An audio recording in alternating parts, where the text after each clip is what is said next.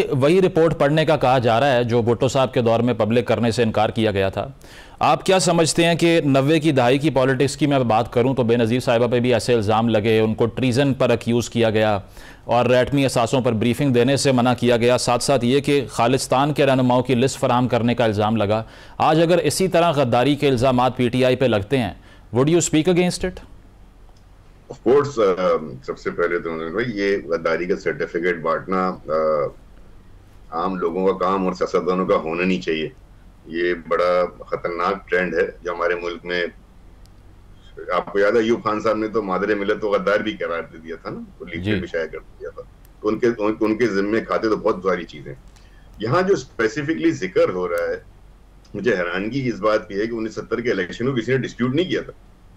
There was no धांधली का question in 1970 के इलेक्शन को मानते हुए, उन रिजल्ट्स को मानते हुए एक बहुत बड़ा कॉन्फ्लिक्ट क्रिएट हुआ था, जिस कॉन्फ्लिक्ट का रिजल्ट जो है वो बहरहाल पाकिस्तान 2 लख्त हुआ, जो कि सानियाए मशरकी पाकिस्तान भी कहलाता है। तो ये बात अपने ज़हन में क्लियर रखें कि वो इलेक्शन का। और दूसरी बात ये कि देखिए गद्दारी जो है ना, और शेख मुजीब इस्लाम का रेफरेंस, आप अगर महमूद रहमान साहब की कमीशन की रिपोर्ट कोई पब्लिकली अवेलेबल है, तो हम लोग लीक्स की बात कर रहे हैं ना, जो लीक्स अवेलेबल है। लेकिन उसके बावजूद 2002 में मुजम्मिल मुशर्रफ साहब जब बांग्लादेश गए थे तो पब्लिक अपॉलॉजी की ना उस चीज की। क्या ये सब सबको याद नहीं है? तो कहीं ना कहीं उस चैप्टर को एंड करके अपने मुल्क को आगे लेके जाना है। जब एक chief of army staff, president of the country, I think it's July 2002 में बांग्लादेश जाते हैं, वहां जाके अपॉलॉजी करते हैं, पब्लिक अपॉलॉजी करते हैं, ये फैक्ट है ना। उसके बाद अब 2024 में, यानी कि 22 साल बाद महमूद रहमान कमीशन रिपोर्ट आ रही है, शेख मुजीबुर रहमान याद आ रहा है आपको। इसका मतलब अपने आप को आप उससे कॉनोटेशन मिला रहे हैं ना, जो कि डेंजरस है। आप खुद उस फेयर में जा रहे हैं, आप खुद अपने आप को वहां ले जा रहे हैं कि अपने लिए और अपनी पार्टी के लिए खतरे पैदा कर रहे हैं। परसेप्शन आपके लिए ये पैदा होता चला जा रहा है कि आप गद्दार खेल के, वो जो पब्लिक आपके साथ सिंपैथी है, सो कॉल्ड है, होगी भी, आप बहुत पॉपुलर भी होंगे, लेकिन उस पॉपुलैरिटी की टाइड पे इतना राइड ना करें कि वो रियासत और पाकिस्तान के लिए नुकसानदेह हो जाए। रजा साहब, कदा कलामी की माजरत, वो कह ये रहे हैं कि अगर हम वही गलतियां रिपीट करते रहेंगे तो हिस्ट्री दोहरा देगी अपने आप को। उनका तो खदशा वो इजहार ही इस बात का कर रहे हैं। बताया ना कि मैंने तो आपको बताया ना कि उसमें इलेक्शन धांधली का तो तस्करा ही नहीं है। कहाँ इलेक्शन धांधली का तस्करा? वो तो उसके बाद का महमूद रहमान कमीशन रिपोर्ट जो है, वो तो इलेक्शन के बाद की अट्रॉसिटी की बात करती है ना। तो इलेक्शन, इनका तो सारा बुनियाद ये है कि हमारे फॉर्म 45 हो, जो कि ठीक भी हो सकती है, तो कोर्ट्स का मैटर है, इलेक्शन कमीशन का मैटर है, कोर्ट्स के अंदर तय होंगी ना। तो ये डेंजरस ट्रेंड है। हम खुदा के वास्ते ये तो अब ये बात कर रहे हैं ना, और उसकी बुनियाद क्या थी?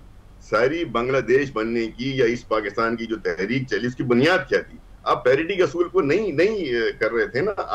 आज दीगर छोटे सूबे क्या बात करते हैं? बिल्कुल, प्रोविंशियल ऑटोनॉमी की बुनियाद थी। प्रोविंशियल ऑटोनॉमी की बात करते हैं ना, लोकल गवर्नमेंट्स की बात करते हैं, प्रोविंशियल ऑटोनॉमी की बात करते हैं। तो आज पंजाब के ऊपर फिर ये इल्जाम आता है ना, तो बड़ा डेंजरस ट्रेंड है, बहुत डेंजरस गुफ्तगू है। इसके अंदर अगर हम घुस गए ना, तो हम बहुत से लोगों को ऑन कर देंगे। बिल्कुल। और वो अगर ऑन हो गए और वो डिबेट अगर ऑन हो गई, तो इनसे नहीं संभलेगी PTI। सही। प्रोग्राम में एक ब्रेक शामिल करते हैं, ब्रेक के बाद वापस आएंगे। Stay with us.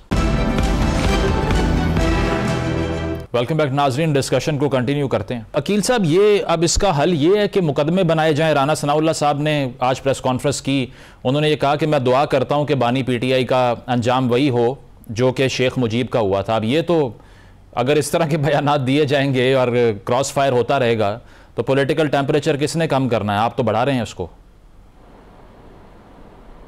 देखिए, राना साहब ने एक सियासी बात की और बात भी उन्होंने बजा की कि जो 1971 से मुताबिकत दे रहे हैं आज की सिचुएशन को, और जो चाहते हैं कि मुल्क को तोड़ा जाए, और माजरत के साथ अगर उनका अंजाम वैसा ही हो तो हर पाकिस्तानी चाहेगा कि उनका अंजाम भी वैसा ही हो।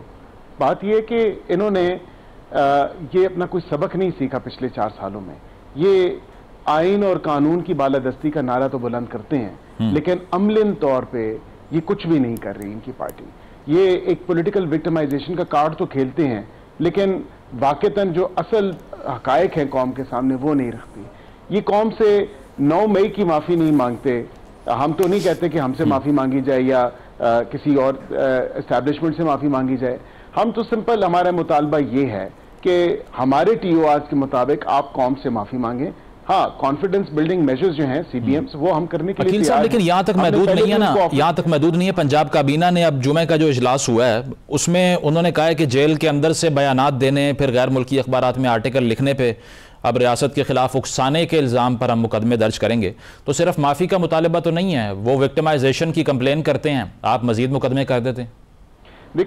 मुजम्मिल साहब, ये विक्टिमाइजेशन नहीं है। देखें, एक गैर मुल्की जरीदे को, गार्डियन को आप अंदर से एक आर्टिकल लिख के भेज रहे हैं, वो एज इट इज वो छाप रहा है, और ये पंजाब गवर्नमेंट का फेलियर नहीं है, ये मुनाफी बातें हैं।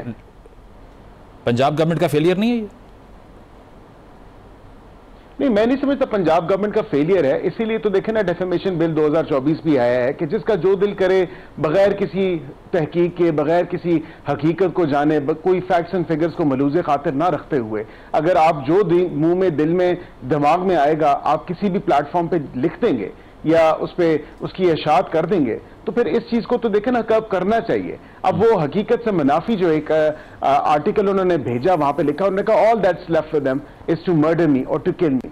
तो क्या हम पैगाम भेज रहे हैं? क्या उनको वो आराम व आसाइश से नहीं रह रहे? क्या वर्जिश की मशीन अंदर मौजूद नहीं है? क्या घर से खाने नहीं आ रहे? क्या एक दरबारी सेटअप नहीं बना हुआ वहां पे?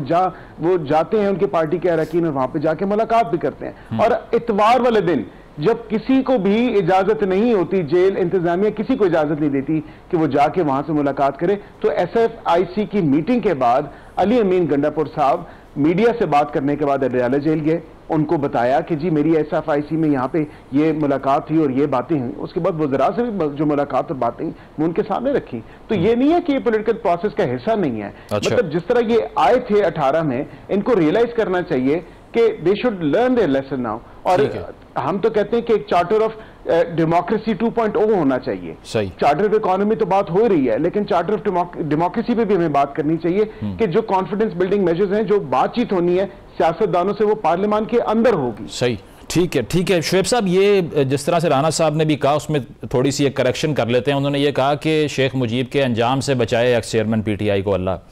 तो वो भी इस जानिब हिंट कर रहे हैं कि ये डेंजरस पाथ है जो आपने लिया। रजा हारून साहब भी यही कह रहे हैं कि ये खतरनाक बयानियां हैं।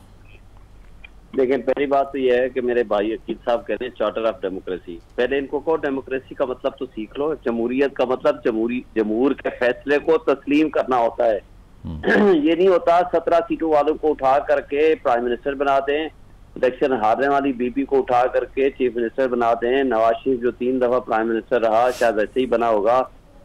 मैं समझ रहा था कि वो बड़े लीडरशिप वाली क्वालिटीज उसमें होंगी, और मुझे मायूसी हुई जब वो प्रेस कॉन्फ्रेंस आगे कर रहा था। मैंने समझा वो आते साथ पहला काम ये करेगा, वो कहेगा कि मुझे जाली तरीके से जिताया गया, मैं अपनी सीट छोड़ रहा हूँ। सबसे पहले उस एक सीट के छोड़ने ना छोड़ने से फर्क नहीं पड़ना था, लेकिन कम से कम उनकी एक अखलाकी तौर पर यह समझ आता कि वाकई उन्होंने जो झूठ का लबादा, जो जुब्बा पहना हुआ है, उसको वो उतार फेंकेंगे।